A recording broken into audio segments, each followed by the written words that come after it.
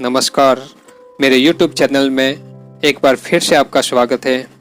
आज हम कथा सुनेंगे उस महान योद्धा की जो महाभारत काल से आज तक और आने वाले महाप्रलय तक इस पृथ्वी पर घूमता रहता है। महाभारत ऐसा महाकाव्य है जो कि हिंदू धर्म का आधार है। महाभारत काव्य श्री गणेश जी के हाथों से लिखा गया था। इसे वेद व्यास ने बोला था।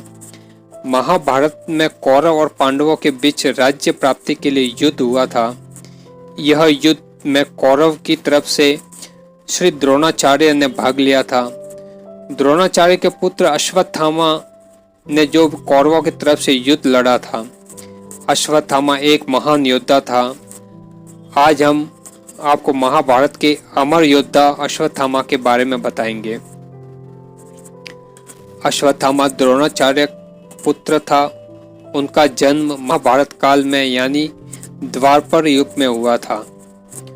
द्रोणाचार्य को संतान प्राप्ति नहीं हो रही थी तो वे भटकते भटकते हिमालय की वादियों में पहुंच गए। वहां उन्होंने तपेश्वर महादेव नामक स्वयंभू शिवलिंग की पूजा अर्चना कर एक पुत्र की प्राप्ति की। कहा जाता है कि अश्वत्थामा भगवान शिव का ही अंश था। अश्वत्थामा के सर पर एक मणि थी जो कि उसे किसी भी राक्षस, असुर, मानव, जानवर, देव के सामने निडर बनाए रखती थी। अश्वत्थामा के सर की मणि उसके जन्म से ही साथ थी। अश्वत्थामा की माता का नाम कृपि था। कृपि और द्रोणाचार्य काफी संघर्षपूर्ण जीवन व्यतीत किया था। अश्वत्थामा को दूध भी पीने को नहीं मिलता था। जब उनकी गरीबी चरम सीमा पर पहुंची तब द्रोणाचार्य ने हस्तिनापुर जाने का निर्णय लिया। वहां उन्होंने कौरवों और पांडवों को शिक्षा दी। पांडवों और कौरवों के साथ साथ ही उन्होंने अश्वत्थामा को भी शस्त्र और शास्त्र विद्या का ज्ञान दिया। अश्वत्थामा महाभारत के महान योद्धाओं में से एक था जो सर्वश्रेष्ठ धनुर्धारी कहलाता था।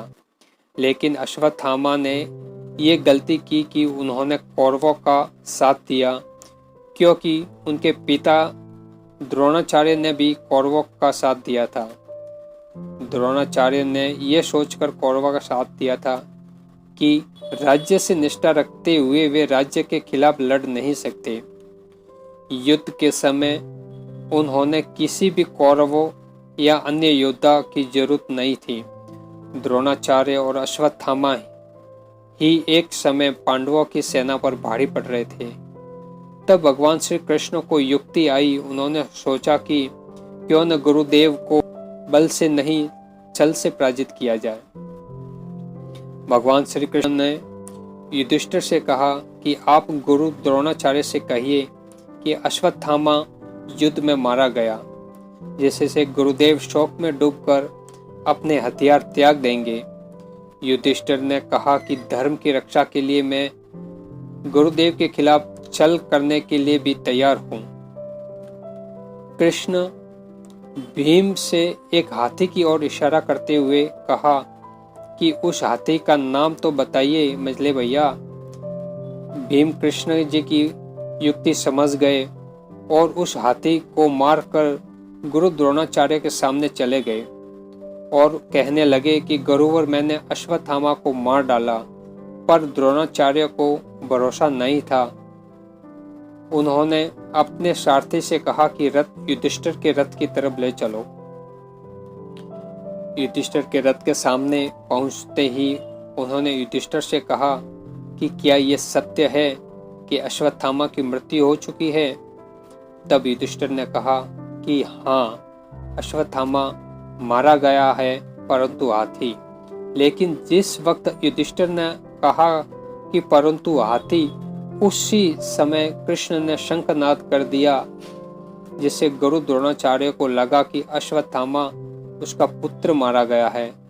इस तरह युधिष्ठिर के मुख से झूठ नहीं निकला।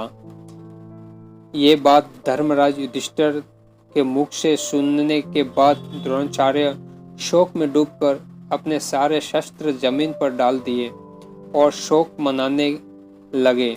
शोक में डूबे हुए द्रोणाचार्य को निहत्था पाकर द्रौपदी के भाई धृष्टद्युम्न ने उनका सर धड़ से अलग कर दिया।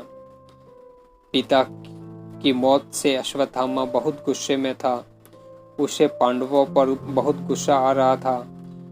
उसने महाभारत के युद्ध के बाद ठान लिया कि वो पांडवों को मार डालेगा।